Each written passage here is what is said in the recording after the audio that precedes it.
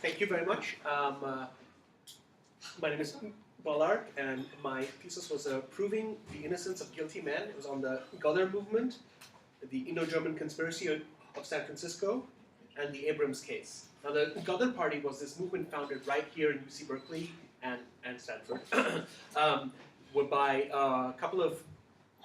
by 4 UC Berkeley students and a Stanford lecturer who had come here in the early 1910s, and their movement was centered around trying to use powers of the diasporic Indian community to try and help gain Indian independence. Now, what was unusual about them, one which is most commonly known, is they were a violent organization, as in they believed in armed overthrow of the British Empire. They were not into non-violence and all that, the reasoning that the British Empire would not be toppled like that. And secondly, which was more interesting to me, is they were a pan-national secular organization. They had Hindus, Muslims, Sikhs, even Christians in their organization, which was unusual because India was divided into states, and well, it still is divided into states, each with their own language, culture, identity, and even religion. But they essentially tried to bridge that. So when we talk about the Ghadar organization nowadays, it's more, those who know about it talk about it being a violent terrorist organization, which in a sense it was. But my research focused more on the other side of their movement. So this particular case was March in 1917, a little over 100 years ago.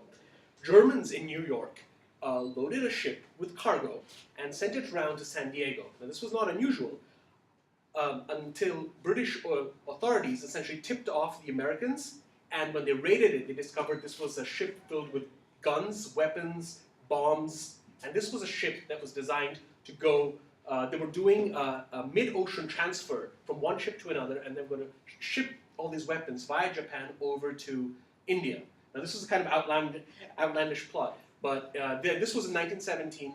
The United States was still not involved in World War I. They were desperately trying to stay neutral, and more importantly, this was during the nativist period, where essentially the United States was very isolationist and not entirely favorable to to minorities.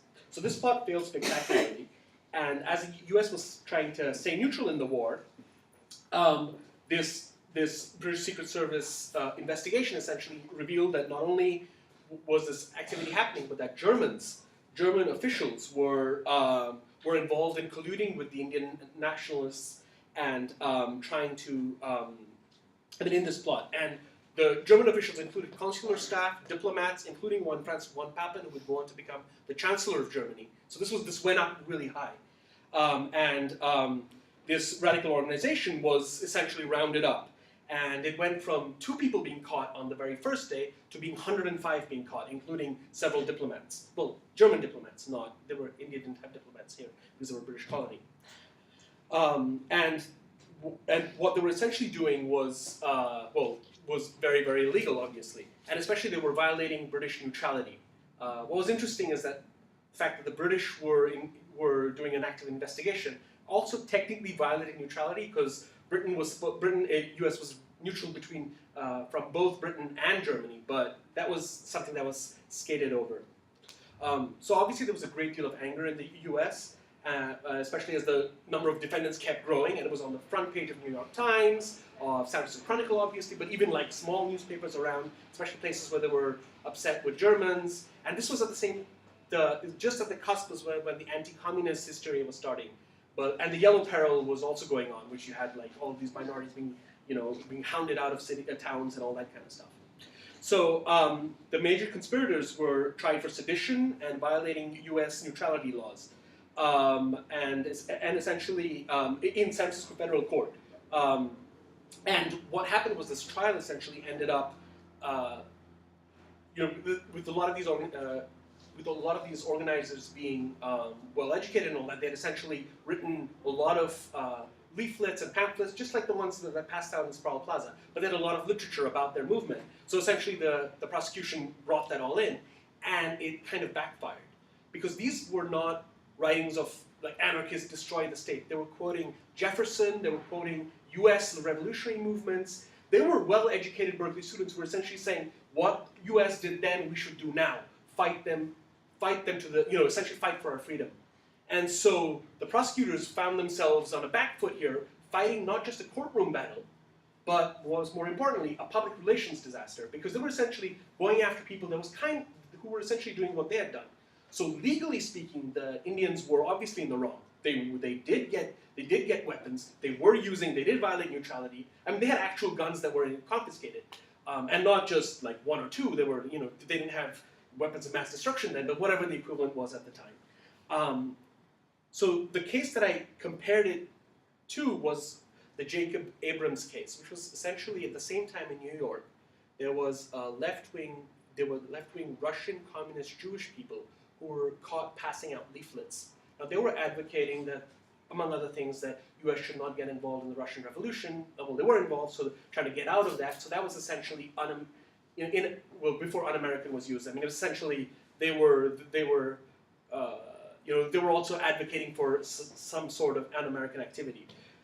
And the U.S. there found themselves the U.S. law enforcement really went after them, and the case essentially went up. Even though they were just caught with leaflets, they were essentially tried, and they got very severe jail sentences, and the case went on to become a Supreme Court case, which the conspirators ended up losing, and there was a famous dissent and all that. But essentially, this other group, which was roughly at the same time, the Ghadaris were a couple of months before that, but they ended up getting prosecuted much more severely. Even though the Indians' crimes were far greater, yes. So, despite the foreign race and unfamiliar culture, the Indians proved to be difficult to vilify. These conspirators were not just shopkeepers or peasants, but well-educated activists. And in their defense, obviously, these Indian anarchists called on the words of the American Revolutionary Fathers, and essentially, once the public got involved, after the initial degree of outrage, there was a great deal of sympathy for them. As shown, and my primary source were a series of newspaper articles. New York Times essentially published, over the course of these 18 months, a lot of articles about them, but also other newspapers. The language started to turn. It did help that the Indians were such a small ethnic group that they were not as yet defined in American culture. So that was something that separated them from the communists, very much so. And the prosecution was able to use it to their advantage. I mean, the defense was able to use that to their advantage in essentially defining them in a different way. And essentially, what was unusual about this in this highly nativist culture was the outcome of this conspiracy was fairly mixed. Yes, the prosecution won. They were able to convict 35 of these conspirators, including several Germans, non-official, non-diplomatic Germans. The diplomats were declared persona non grata, and they had to leave. But so 35 people who ended up getting convicted. However, they were only sentenced from 60 days to 22 months, which was, from a British perspective, a travesty, because especially what was happening with the communists, who were sentenced to many years in jail and deported. Yeah, most importantly, these Indians were not deported, because as soon as they would get deported to a British state, and then they would be tried for sedition, which is a capital offense, and they would have been executed. So there was the realization that they would be executed.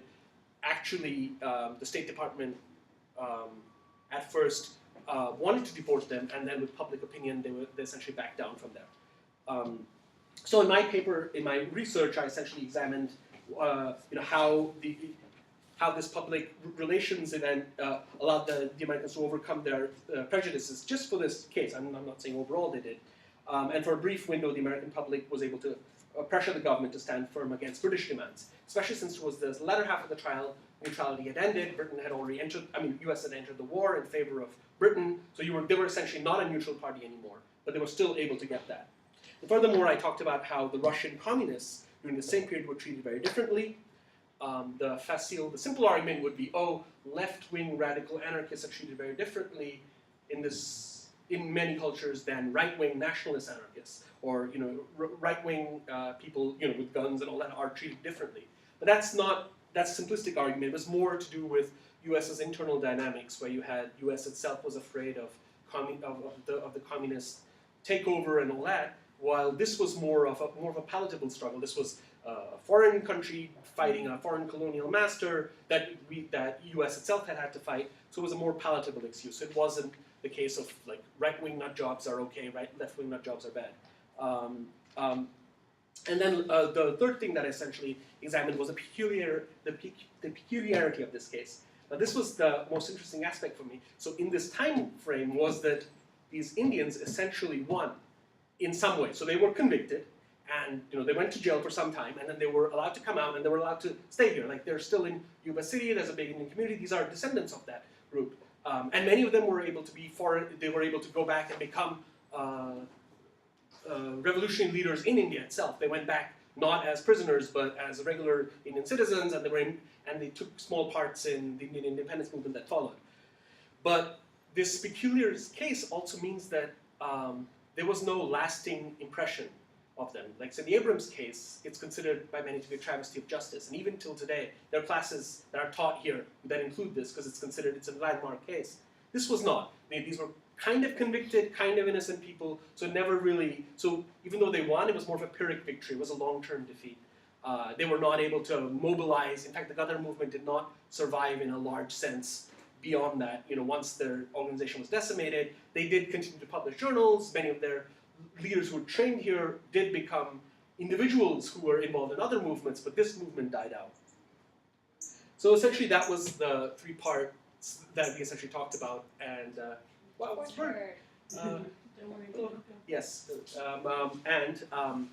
so yeah, that was essentially the topic of my paper. I would love any questions.